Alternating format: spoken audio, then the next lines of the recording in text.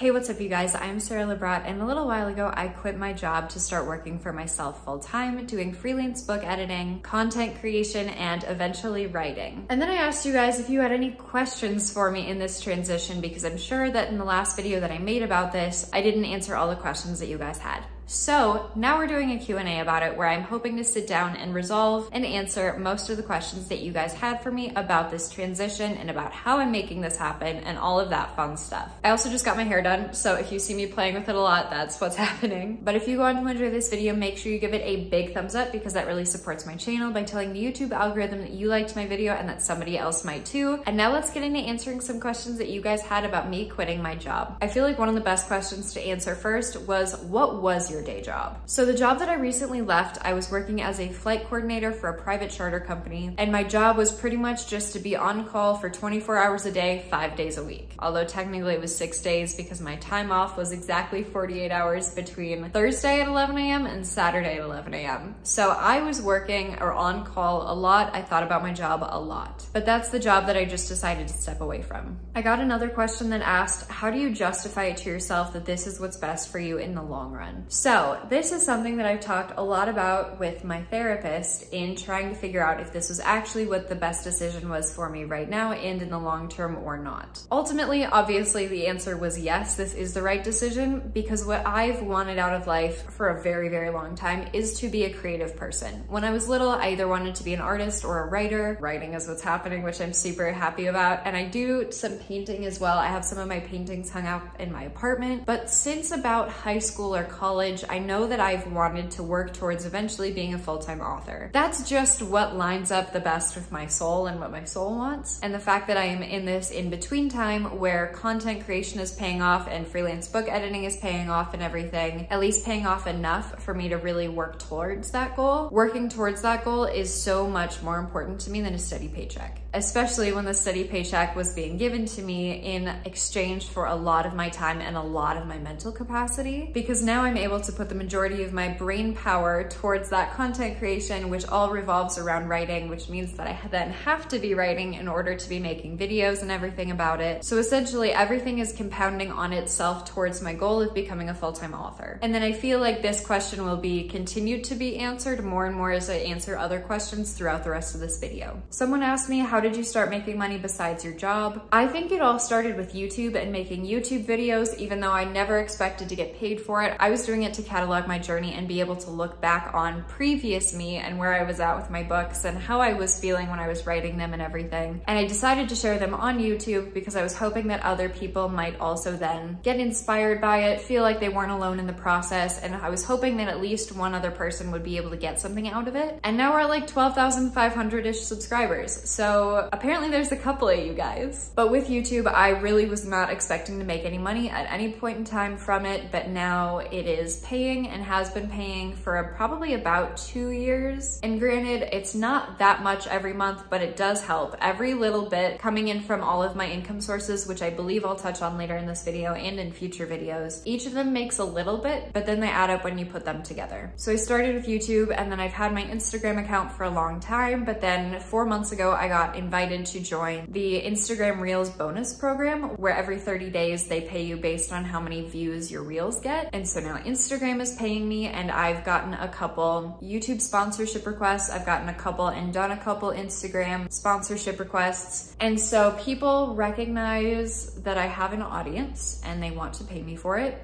YouTube and Instagram recognize that I have a little bit of an audience and they pay me for it. Other platforms that I'm working on building up right now are TikTok and Pinterest. They don't pay me yet, but I'm hoping that they will. And I've been working on Fiverr and doing freelancing on Fiverr for about 6 months, I think. And I just added a full book edit and critique on there about 2 months ago, and then that's been doing really well. So it's been like slow progress, because I think I've had my YouTube channel for about 3 years now. I've had my Instagram account for probably about 3 years, but I've been posting consistently on it for probably about a year. I've been working on Fiverr for probably about 6 months. And if somebody had told me at the beginning of this year that I was going to be quitting my job in order to do some of these things, I would not have believed them. Mostly because it's been such a long process to get here, but I also was not expecting to be here for like 3 more years. So I'm really grateful to you guys for helping make this happen and watching my videos and supporting me. It's very much appreciated. But that's kind of the gist, is patience, consistency, and multiple income streams. I got another question that asks, how long did it take you to make the final decision after thinking about it? So I kind of covered this in the last video that I made, but I started thinking pretty seriously about it about 2 months before I decided to quit my job, just because I really needed to make sure that it was the right decision for me before I actually put in my 2 weeks. Because I was trying to figure out if I was jumping straight into content creation and freelancing and writing, or if I needed to get another job for like up to 6 months before I made this transition. And ultimately I decided to just jump right in instead of getting a job for 6 months, having to be trained in, and then putting my 2 weeks in again at that theoretical, hypothetical other job. But like I included in my quitting my job video at the beginning of this year, so 2022, I told myself and told my therapist that by the end of 2024, so 3 years, I was not going to be working a full-time job for somebody else anymore. And then my timeline just shot up like way sooner than I was expecting, because then for a while I was like, oh, maybe I can make this happen in 2 years. And then back in like May, I was like, oh my gosh, maybe this is like an end of 2022 thing. And then I basically got to the point where it was like, okay, I'm leaving this job. I know I want to leave this job. Am I going into another job, or am I just going to work towards this, which I will talk about again in just a second, and whether or not I can make this happen right now, or as much as I possibly can right now, so that in like 6 months-ish, I'll be fine. I got another question that says, I want to do the same, but I'm concerned about economical income to survive. How are you doing it? P.S. I really admire and relate to you. Thank you so much.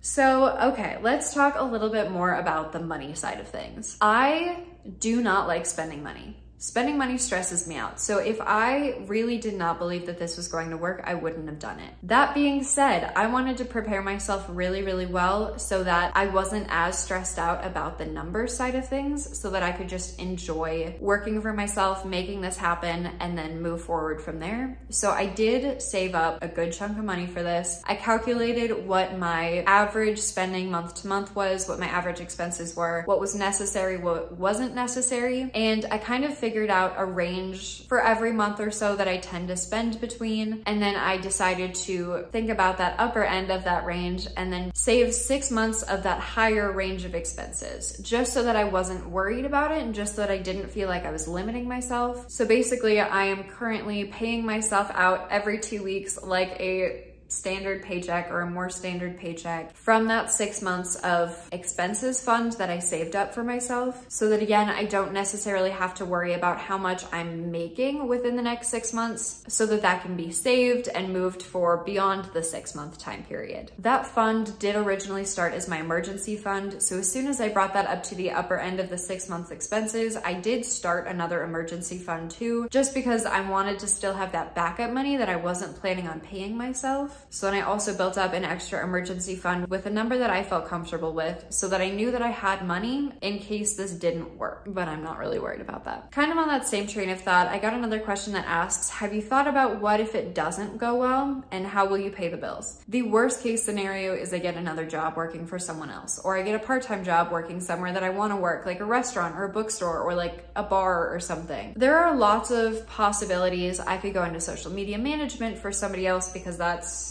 a big part of what I'm doing right now, so I have the skills to show for it. If I wanted another office job, or if I wanted another remote job, I don't think it would be that hard for me to get. And because that's my worst case scenario, it made so much sense for me to jump in with this and make this happen. I've gotten a couple questions about how I'm feeling about this whole transition and whether or not it's gone smoothly. I'm not gonna lie, it was a little rough originally, just because my parents came into town immediately after I quit my job, and then it was a holiday weekend, and then I got a cold, and so it was just like a kind of a weird transition. And then this week that I'm currently filming this is super, super busy, because I'm trying to get ahead of stuff so that I can have a friend come out and visit me next week. We're still trying to find some balance. Definitely still trying to find some balance. but I am very happy that I made the decision and I am feeling very confident in this. I know that I'm gonna make it happen. Again, the worst case scenario is I get like a part-time job, because with having multiple income sources, which is one of the beautiful things about it, is that if one or two of them doesn't work, you're not left completely without an income. Like if you are only working a job and then you lose your job, you go from making money to making nothing. Whereas if I were to lose like one or two of my income streams, where I have like, I don't know, what did I say, like 5 or 6, then I'm down to like 4 or 5, which is not the end of the world. I'm still gonna make it work. And then if I want to get a part-time job, either for a little bit of stability or something else, like a social aspect or something along those lines, then that could be fun. And then I might choose to do that, but that's not for me to worry about right now. I'm currently very, very happy with my decision. Someone asked me, how much are you expecting your social media output to increase? Interesting question.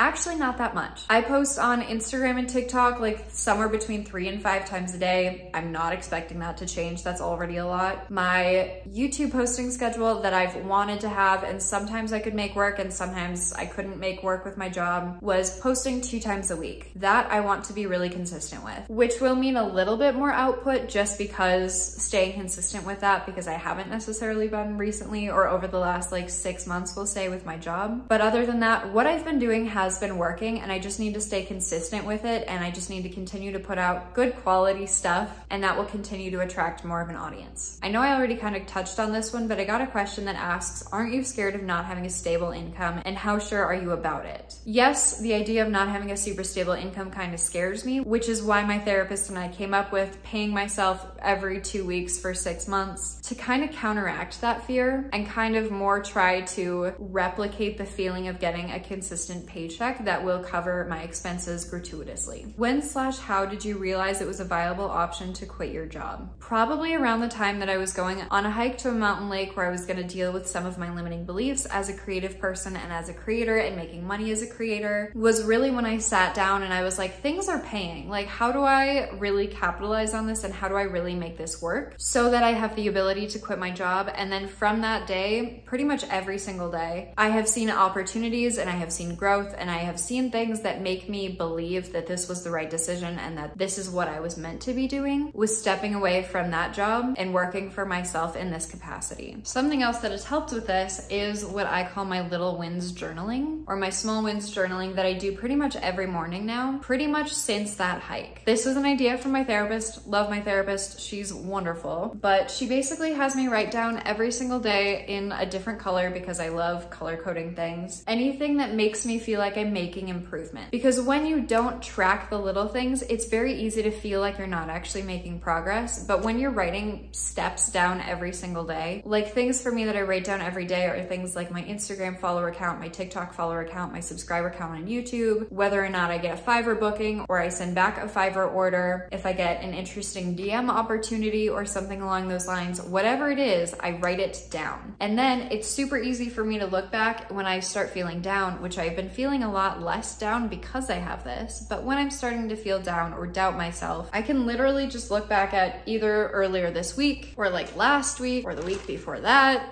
and I have things written down that are showing me that I'm making progress and that I have made progress and that things are going to continue to progress. I got a question from here on YouTube that I've already answered part of, but do you have a publishing plan for your books for a potential income source in the future as well? Yes. Again, the whole goal is to eventually work towards being a full-time author, or at least writing as a large part of my income, or at least a large part of my time. So yes, that's definitely a part of the goal. I got a question about what I'm thinking about doing for health insurance, and I'm currently 25. In the US, you can be on your parents' health insurance until you are 26. So I still have, gosh, if it's September now, my birthday's in March. So October, November, December, 6 months. So I still have like 6 more months before I need to make that decision and choose a health insurance plan. But I have looked at health insurance and it's honestly doable month to month, and it's not a big enough reason for me to be working for someone else. I was able to just Google how to do an insurance plan when you're working for yourself, and I was able to come up with a bunch of answers. I was able to find a bunch of options. So I know that my options are out there, and I will look more into this as I get closer to turning 26. Will you be traveling more more for inspiration to enhance your writing. With my last job, I had to take time off to travel unless I was traveling on a Friday, because Fridays were my only day off, or at least my only full day off. And so now the idea that I can travel or like go somewhere on any day of the week, I don't have to ask for time off as long as I am on top of what I need to get done. The hope is definitely yes. I am currently working on planning a couple of trips right now. I want to hit at least one more national park before the end of the year, or at least before the end of like major national park season. I'm also kind of starting to think about a trip next summer that's like a little bit bigger, maybe like a couple weeks somewhere, which is a really fun thought and something I was thinking about for this year. But then in wanting to quit my job, I decided to delay it because I thought that saving for quitting my job was more important than me spending a pretty decent amount of money on spending a couple weeks somewhere else. But absolutely we'll be traveling more. 100% gonna be taking advantage of that situation. Someone asked me if I have a partner to help me financially, and I wanna put this out there, no, I do not. My mom said to me, you know, sweetheart, one day you should settle down and marry a rich man.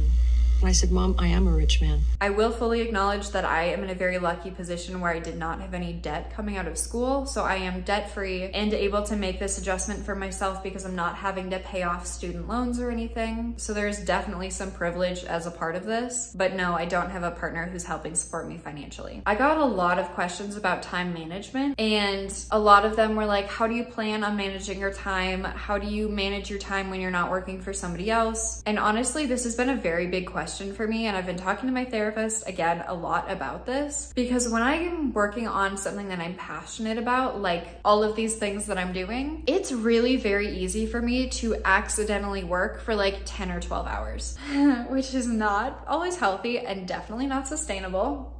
But I'm working on figuring that out. I am vlogging week by week or so, trying to figure out my schedule, trying to figure out how to balance things, how to prioritize things like my health, like movement, working out, writing, editing books, staying on top of my personal deadlines with writing, while also juggling freelance orders and working for other people, and doing content creation while also still trying to have time away from my phone and away from my computer, because all of those things are on screens of some kind. So I'm working on this. I'm working on this. And I really think that week to week, what I have to do looks very similar. It's just kind of day to day where it changes, because I normally film Instagram Reels and TikToks like once a week, every 2 weeks or so. And then because I batch film, then I post a couple every day. And then I film and edit roughly 2 YouTube videos a week. I need to do whatever Fiverr orders are coming in, etc., etc. So I am working on figuring that out, and will continue to update you guys as I worked on my schedule and work on, honestly, boundaries and like when to turn my computer off and when to just sit without my phone and things like that. Are you nervous for the future? No, I'm not.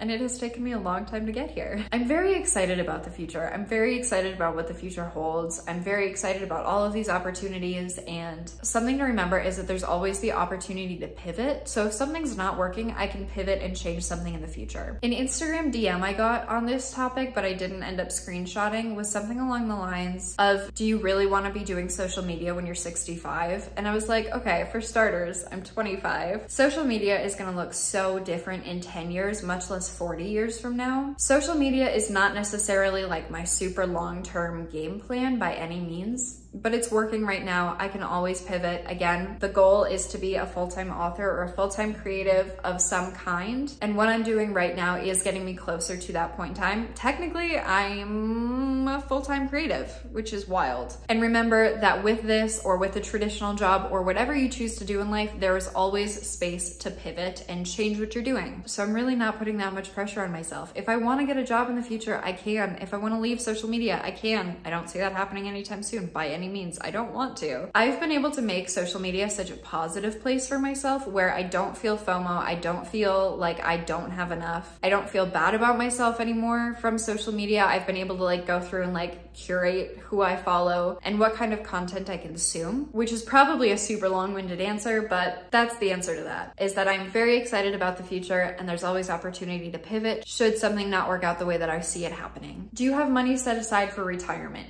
yes, and I will continue to do so. In the same vein, I had another question about what am I gonna do about other benefits like a 401k. I do believe there's a self-employment 401k. I have not totally looked into that yet because again, I'm just trying to get to the point where what I'm making surpasses my expenses and everything, which I do think will be happening here within the next couple months. Again, that's why I'm paying myself out of my 6-month full-time creator fund. And then I also have other investments in a personal brokerage account. So investing is good, retirement is good, not worried about any of it. And again, hitting pause on investing for potentially like 6 months is not the end of the world. I'm very happy with what I've been able to save working a full-time job and having all these side gigs going on. And then moving forward, as this continues to make more and more money as I move forward, that's great. And then I will get back to investing regularly and I'm excited about that. Someone asked me to share some specific budgeting strategies or plans that I use, and to be quite honest, it's just to not spend crazy outside what I can afford. I know what I spend month to month. I don't really go crazy on much of anything, probably other than rent,